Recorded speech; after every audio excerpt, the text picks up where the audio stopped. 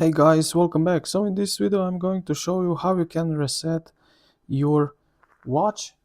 So with that uh, you will clear all the data. It deletes your history, settings and everything. So what you need to do is press this upper button here to get to this menu here.